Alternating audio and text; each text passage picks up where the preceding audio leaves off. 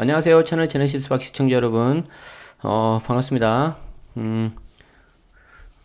오늘 2019년 7월 26일 금요일이고요. 어제였죠. 7월 25일 날. 7월 25일 날 2019 세법 개정안이 발표가 됐습니다. 그러니까 이제 올해 적용되는 세법 개정안은 이미 이제 올 초 작년에 나왔었고, 이제 내년도에 해당되는 세법 개정안에 대해서 항상 보통 이렇게 8월 초, 7월 말 요때쯤에 이렇게 기재부에서 발표를 하는데, 오늘 이번 연도는 약간 빠른 것 같아요. 근데 항상 이렇게 여름 휴가 때쯤에 이렇게 발표한다는 거 알아두시면 좋을 것 같고요. 그 중에서 세법 개정안 중에서 부동산 세제 관련 중심으로 해가지고 한번 설명드리도록 하겠습니다. 음, 한 가지 알아두셔야 될 거는 해당 내용이 세법 개정안이에요. 안. 그러니까 이렇게 하겠다라는 거고요. 이게 최종적으로 국회에서 통과가 돼야 됩니다. 그래서 뒤에 다시 한번 말씀드리겠지만 추진 일정이 이제 세법 개정안 발표를 했고 26일부터 8월 14일까지 입법 예고를 합니다. 그리고 이제 국무회의를 거쳐서 9월 3일 정기국회 때 제출을 하고 이 정기국회가 이제 최종 통과가 되면서 이걸 땅땅땅 이렇게 해서 돼야 되는데 그 과정에서 이 과정에서 좀 내용이 살짝 바뀔 수는 있겠죠. 그래서 어떤 거는 통과되는 것도 있을 수도 있고 어떤 거는 통과가 안 되는 것도 있을 수 있고 그리고 어떤 거는 내용이 그대로 간 것도 있고 약간 바뀔 수도 있어요. 그래서 여러분들은 실제 연말 내년 초에 이제 확정된 내용이 나오면 그때 제가 다시 저희 채널 제네시스 박에서 공유 드릴 테니까 그 내용을 잘 보시고 본인한테 해당되는 거를 하셔야 되고요. 그리고 현재 세법 개정안 나와 있는 게 굉장히 양이 많아요. 이렇게 많아요, 이렇게. 근데 그 중에서 부동산 관련된 거 이렇게 조금만 이렇게 설명드리는 거란 말이에요. 제 채널을 구독하고 계신 분들이 그쪽에 이제 관심이 있으실 테니까. 그래서 일부분이다. 그래서 다른 내용도 보고 싶으신 분들은 꼭 원본 자료를 보셔야 됩니다. 제가 링크를 걸어드리도록 하겠습니다. 자, 오케이. 보도록 하죠. 자, 그래서 다시 말씀드리지만 확정된 내용이 아니다. 일부 바뀔 수 있다. 그런데 큰 틀에서는 바뀌는 게 거의 없겠죠. 그래서 해당일 법령을 그래도 꼭 확인하셔라. 이렇게 말씀드리고 싶습니다. 그리고 하나만 더 말씀드리자면, 저도 이게 좀 급하게 지금 보는 거라서 내용이 좀 틀릴 수도 있습니다. 그리고 일부 항목에 대해서는 제 지인 세무사님한테도 좀 물어보고 다른 의견도 좀 들어봤는데 의견이 살짝씩 갈리는 부분도 있어요. 그렇기 때문에 그게 누가 맞다 틀리다 그게 중요한 게 아니고 이런 항목들이 있고 나한테 이게 해당되면 나중에 꼭 체크를 해서 변경된 거 있으니까 체크를 하고 내가 진행을 해야 되겠다. 이런 식으로 알아두시면 좋겠습니다. 뭐 제네시스가 이렇게 말했는데 이거 틀렸다 뭐 안 틀렸다 뭐 그런 거에 너무 하지 마시고 우리는 체크해서 내가 필요한 거를 보겠다. 그렇게 좀 활용하시면 좋겠고 뒤에 가서 한 번 더 말씀드리겠지만 보시면 아시겠지만 다행히 한간에서 막 떠도는 그 소문들 뭐 세율이 뭐 어떻게 되고 1주택자 어떻게 되고 막 이렇게 약간 여러 가지 썰들이 나왔었잖아요. 그런 것들은 다행히 많이 없어요. 그리고 저도 제가 생각하고 있는 것들이 있는데 일부러 제가 말 안 하고 있다고 했죠. 괜히 말이 씨가 될까봐. 왜 그러냐면 작년 2018년도에 제가 강의를 하면서 에이 설마 이거 되겠어요. 돼버렸어요. 에이 우리 장관님이 그럴 리가 없다고 돼버렸어요. 그래서 반성하는 마음에서 가만히 있겠습니다. 예, 반성하겠습니다. 말 조심해야 돼요. 말 조심. 자, 보도록 하겠습니다. 자, 1세대 1주택 양도소득 과세특례를 합리화했다. 참고로 이런 개정세법 안에 나와 있는 합리화라는 거는 우리 기준에서 합리화가 아니고 정부 입장에서 과세당국 입장에서 합리화라는 거예요. 그래서 꼭 보면 뭔가 세제 혜택이 줄거나 아니면 요건이 강화되거나 그래요. 그래서 한번 보자 어떻게 합리화했는지. 일단 1세대 1주택 양도소득 과세특례 합리화 비과세 대상이 많이 줄어들어요. 요건이 좀 이렇게 강화가 된다. 그래서 1세대 1주택 비과세 적용 대상 부수 토지 범위 두 가지가 있는데요. 첫 번째, 1세대 1주택 비과세 대상 부수 토지 범위가 축소된다. 2년 유예 기간을 뒀네요. 이게 무슨 말이냐면 수도권 주택 정착 면적의 5배 이내의 부수 토지에 대해서는 주택과 함께 1세대 1주택 비과세가 됐는데, 그러니까 여러분들이 주택을 이렇게 양도할 때 예를 들어서 아파트를 이렇게 넘길 때 아파트만 넘어가는, 건물만 넘어가는 게 아니잖아요. 거기에 딸려있는 토지까지 같이 넘어가는데 이게 주택 정착 면적의 5배예요. 도시지역 밖은 10배고. 근데 웬만하면 주택 같은 경우에는 이 5배에 다 들어온다고요. 그래서 지금까지 별로 신경 안 쓰고 내가 1세대 1주택 비과세다. 그러면은 그냥 상관없이 다 넘어갔다는 거예요. 그런데 이거를 수도권 밖 도시지역은 10배에서 5배로 줄이고 도시지역 같은 경우에는 죄송합니다. 도시지역 같은 경우는 현행 5배인데 3배로 줄이고 도시지역 밖은 그냥 현행 10배를 그대로 유지하겠다라는 건데 주택 같은 경우에는 좀 전에도 말씀드린 것처럼 웬만하면 3배 이내에 들어올 거예요. 근데 이제 단독주택이라든가 토지 면적, 딸린 토지 면적이 큰 거 있죠. 이런 분들 조심하셔야 된다.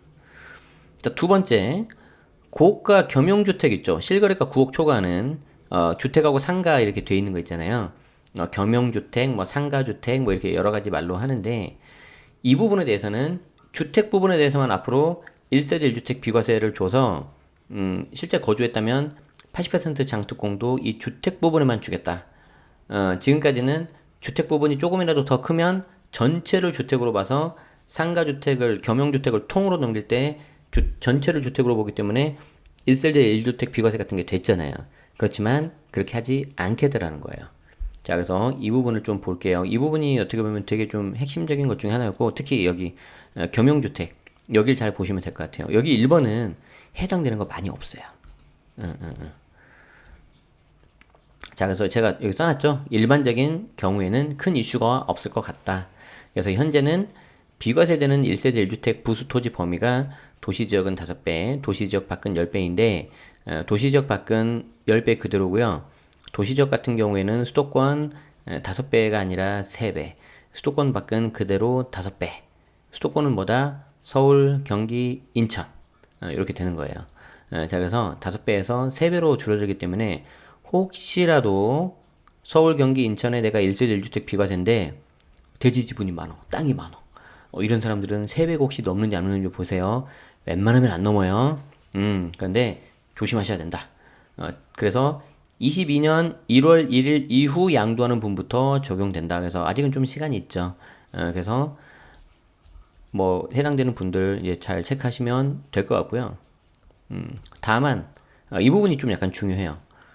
다만 겸용주택은 고민이 많아질 것 같다. 그러니까 현재는 겸용주택의 양도소득세 계산을 할 때 아까 말씀드렸잖아요. 주택이 주택 외 부분, 흔히 이제 상가 부분이죠. 주택이 주택 외 부분보다 조금이라도 더 크면 전체를 주택으로 본다는 거예요. 전체를 주택. 그래서 전체를 주택으로 봐서 상가주택, 겸용주택에 내가 하나가 가지고 있으면은 1주택으로 되니까 1주택 비과세가 되잖아요. 그렇죠? 그래서 보통 어떻게 해요?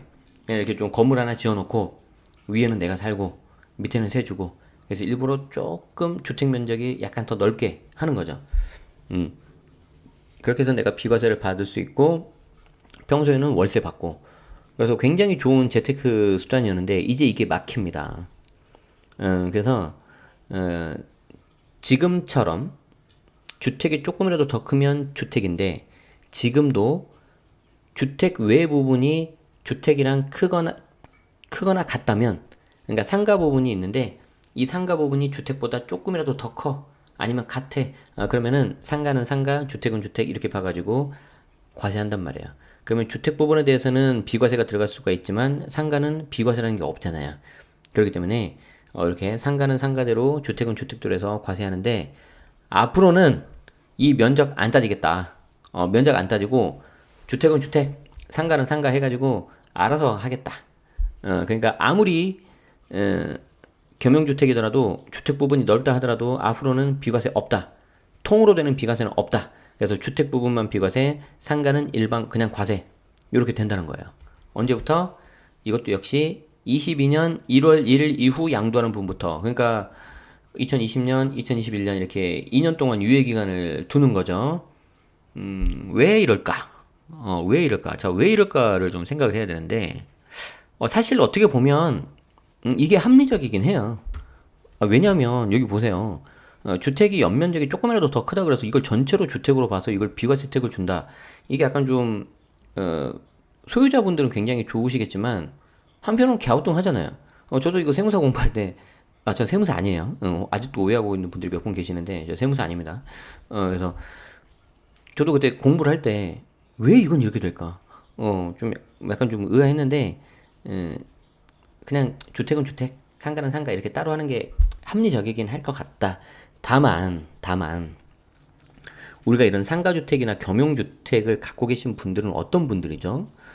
이제 열심히 내가 회사를 다니고 오랫동안 열심히 근무해서 이제 자식들 다 이제 키워놓고 노후에 이제 사랑하는 배우자와 함께 조금 이렇게 월세 받으면서 물론 많이 받으신 분도 계시지만 이걸로 내 한평생 남은 여생을 좀 보내겠다. 그리고 여기서 세도 받고 나도 여기서 살고 제가 그러고 보니까 처음 신혼집 살았던 집이 이런 집이었던 것 같아요. 그래서 맨 위에 꼭대기는 주인집이 있는데 이제 한번 뭐 이렇게 뭐 좀 말씀드리려고 갔더니 집이 엄청나게 큰 거예요. 넓은 거예요. 우리 집보다 훨씬 좋아. 그리고 이제 저는 밑에 중간에 그런 투룸 이렇게 거주를 하고 있었고 요 앞에도 있었고 그리고 밑에 1층은 상가. 그러니까 전체 3개층 중에서 2개층이 주택이었던 거죠. 그리고 하나층은 상가. 그러니까 전체가 주택으로 돼서 통으로 돼서 비과세를 받을 수 있었던 그런 케이스였는데 그런 식으로 해서 이제 노후 생활도 하고 하는 건데 이번에 이 해당되는 상가주택에 대한 공시 가격이 꽤 많이 올랐죠. 그래서 보유세에 대한 부담이 많이 커져서 이제 여기에서 나오는 세입자들한테 그 부담이 다 전가되는 거 아니냐 그런 기사들이 많이 나오고 있는데 저 같아도 그 집의 주인이라고 한다면 세금이 그렇게 많이 나오면 하다못해 조금이라도 더 관리비라도 좀 더 받을 것 같아요. 저도 그렇게 당했었고 당하다는 표현이 좀 그러네. 뭐 아무튼 그때 자고서 잘 살았으니까. 그래서 그게 이제 사람 심리라는 거예요.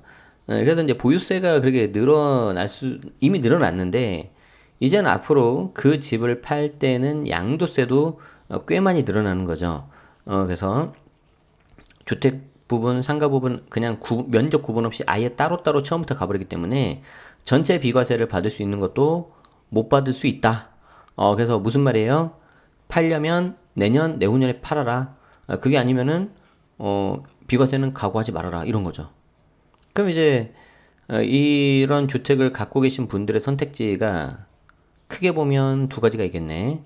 하나는 내년하고 내후년에 파시던가 아니면 에이 이러면은 그냥 끝까지 가져가던가 그죠?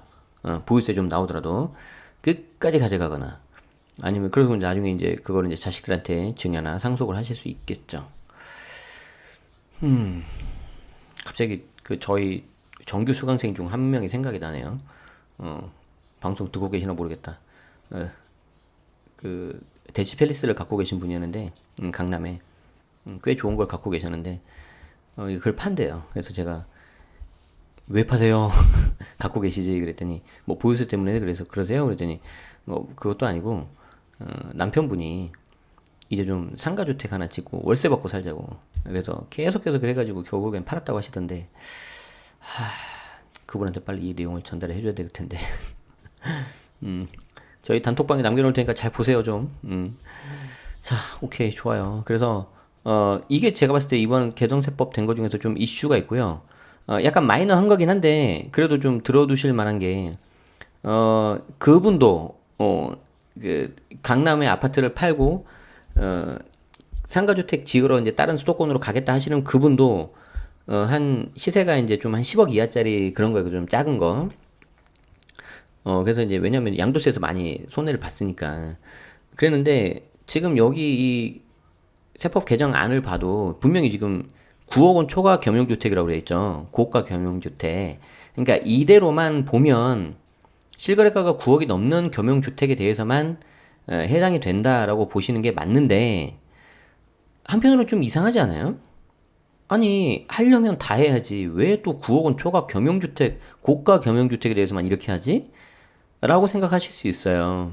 그래서 일부 제 지인 세무사님 계시는데 그분도 제가 좀 전에 통화를 했는데 이거는 자기 생각에 전체 경영육지로 갈 수도 있을 것 같다. 저도 약간 그게 의아해가지고 한번 통화를 했거든요. 어떻게 생각하세요, 세무사님? 그랬더니 본인도 그렇게 생각하고 저도 약간 그럴 가능성이 있다고 봐요. 그리고 시행 날짜가 22년 1월 1일 이후잖아요. 그 안에 뭐 하나 더 추가하는 거는 어렵지 않을 것 같은데 제 생각에. 뭐 제가 이제 뭐 법 전문가는 아니니까. 아무튼 그런 부분도 있을 수 있으니까 9억 이하짜리 갖고 계신 분들도 한번은 좀 관심 있게 보셔야 될 것 같다. 오케이. 자, 두 번째 테마는 소형주택 임대사업 세액 감면이 축소가 됐다. 그러니까 주택임대사업자를 하면 소형주택 전용 85 이하 그리고 시가가 6억 이하짜리 그 소형 6억 이하짜리 이 경우에 임대소득에 대한 소득세 법인세 세액 감면을 축소했는데 현재는 4년하고 8년 임대하면 30% 또는 75% 세액 감면이 돼요. 근데 이거를 4년, 8년 임대로 하면은 4년은 20%, 8년은 50%짜리로 줄이겠다. 이렇게 나왔어요.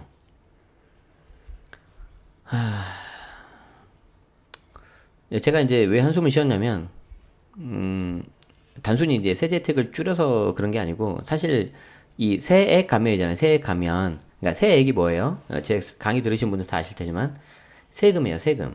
그러니까 세액 감면이라는 거는 세금 그 금액 자체를 줄여주는 건데, 이 혜택을 사실 그냥 되게 쉽게 생각하셔서 나 임대주택 등록하고 그냥 이거 세액 감면 뭐 30% 75% 받아야지 라고 하시면 안 돼요.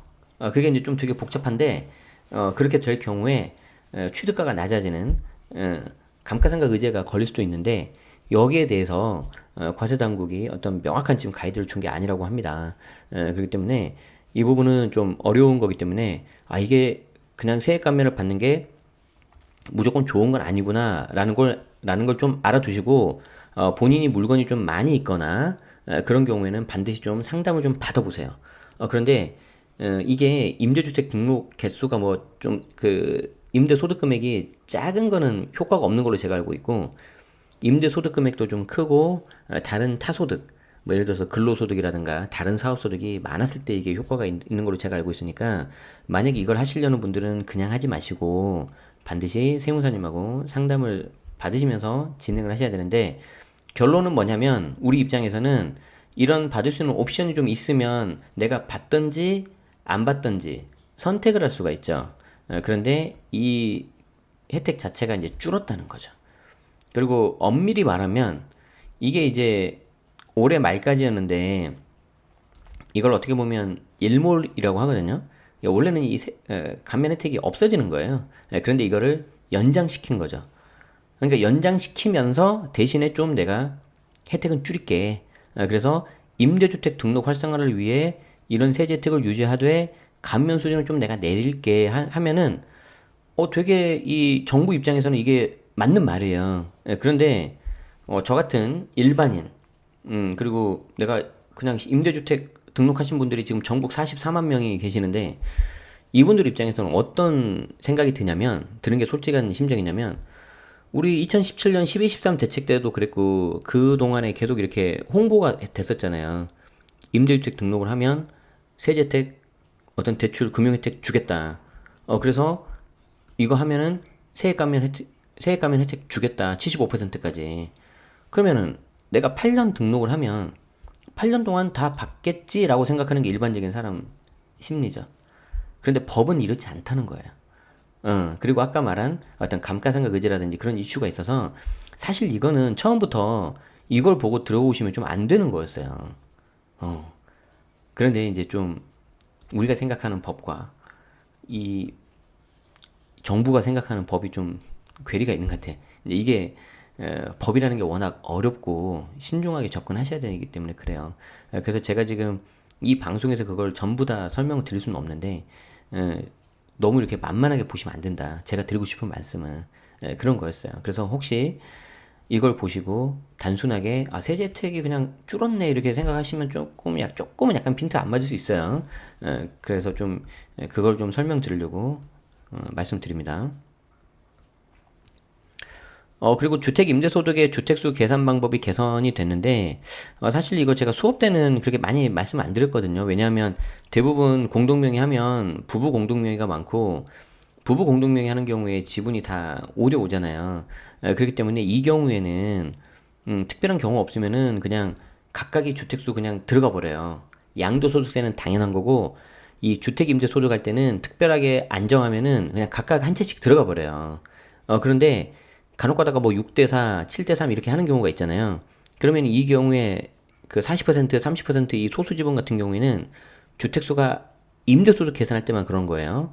안 들어가는데, 거기에 대해서도, 소유주택수에 들어가도록,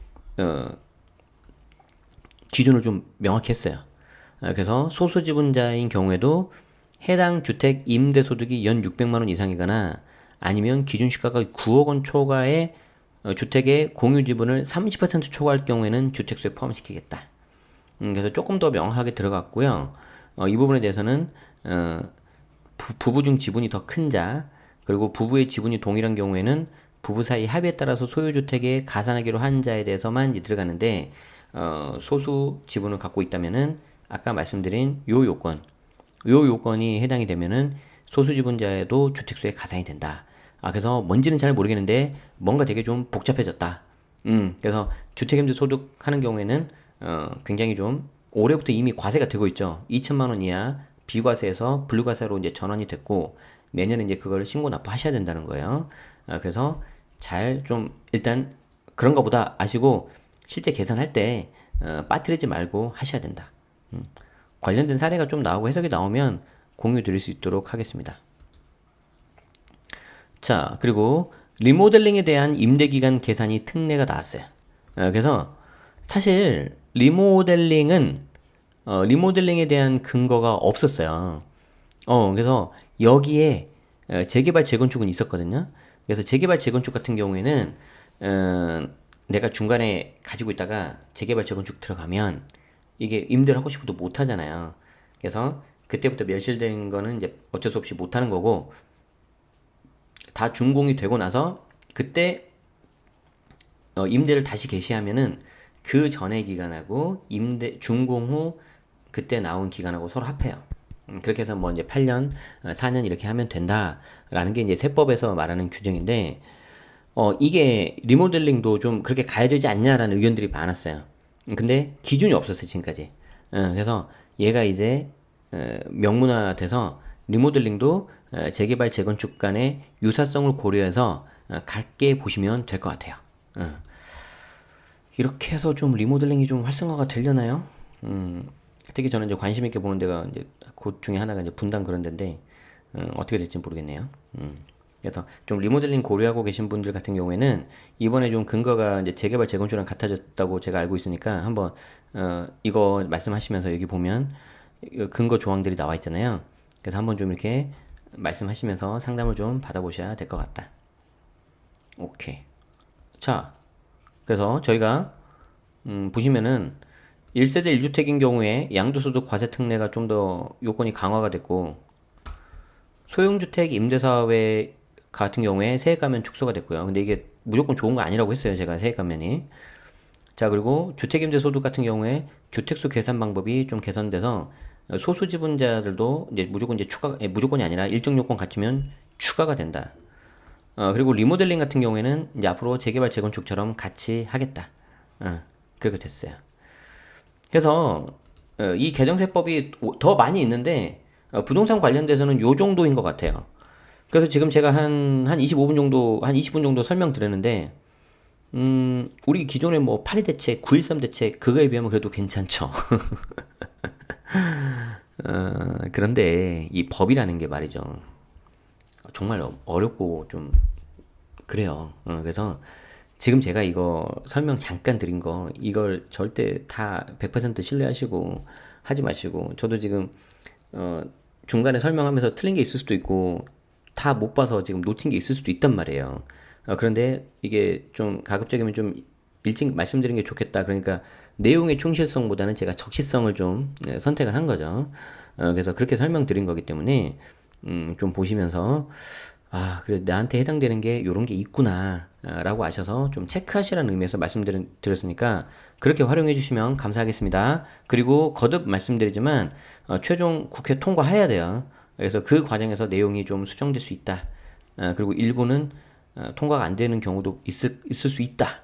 그래서 이렇게 좀 말씀드리고 제가 이런 자료는 기획재정부 보도자료 그 나오는 그 링크가 있어요. 게시판. 제가 링크를 드릴 테니까 거기에서 요약본, 상세본, 뭐 질의응답 다 따져서 한번 봐보세요. 훨씬 더 자료가 많아요. 그래서 본인한테 관련된 것만 좀 보시면 되겠죠. 그리고 그래서 제발 그 신문 기사에 나와 있는 거 가지고 이렇게 보고 판단하고 그런 거는 좀 조심하셔야 된다. 자, 질문 궁금한 게 있으시면은 댓글도 좋지만 그거보다는 이쪽으로 전화하시는 게 제일 더 정확하다. 그래서 소득세제 이쪽으로 하시는 게 좋겠죠. 양도소득세는 또 이쪽에 있네. 그래서 044 215 그리고 내선번호 4211 뭐 4212 4213 공무원분들한테는 좀 죄송합니다. 그런데 이조차도 모르시는 분들이 너무 많아요. 그래서 제 입장에서는 이걸 좀 알려드려야 될 것 같아요.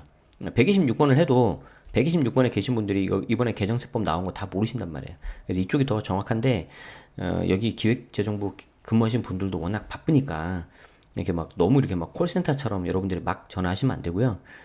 정말 이렇게 좀 중요하고 관련된 금액이 좀 많이 크다. 그런 경우에 좀 활용하실 수 있도록 제가 좀 관련된 보도 자료에서 따서 이렇게 알려드린 겁니다. 네. 자, 그래서 아직 좀 최종 확정된 게 아니고 제가 또 놓친 게 있을 수 있으니까 여러분들 좀 지속적인 관심을 갖고 절세 계획을 좀 세우시고요. 제가 아침마다 이제 데일리 뉴스를 이제 라고 해가지고 제가 이제 주요 뉴스에 대해서 좀 분석을 해주는 게 있어요. 하루에 한 20분에서 30분 정도 해드리는데 오늘도 개정세법안에 대한 것도 제가 해드렸어요. 그러니까 그 내용도 거의 겹치는데 그 내용보다는 그냥 이거 보시면 되는데 시간 되시는 분들은 그 내용도 잠깐 보시면 되고요. 앞으로 그 데일리 뉴스에도 개정세법 관련해 가지고 좀 계속 나올 거예요. 그러면은 그 관련된 내용으로 제가 또 추가 정보를 드리도록 하겠습니다. 그리고 혹시라도 제가 좀 잘못 알고 있거나 틀린 게 있다면은 바로 정정해서 알려드릴 테니까 너무 그거는 염려 안 하셔도 될 것 같고요. 이렇게 하시면 될 것 같아요. 자, 어떠셨나요? 올해 이제 2019 개정세법안에 대해서 좀 여러분들한테 좀 빨리 전달을 드리기 위해서 이렇게 좀 했고요. 이제 내용이 어떻게 통과가 되는지 한번 관심 갖고 보셔야 되고 관련된 항목에 있어서 내가 뭔가를 하려고 한다. 특히 저는 딱 두 가지밖에 기억이 안 나요. 세제 혜택을 좀 주택임대 사업자 세제 혜택을 좀 축소했지만 어차피 그거 세액 감면 그렇게 안 받은 게 나을 수도 있다는 거예요. 그래서 그거는 제가 봤을 때는 그냥 그저 그렇고 상가 겸용주택 이거 갖고 계신 분들이 좀 굉장히 신경 많이 쓰셔야 될 것 같다.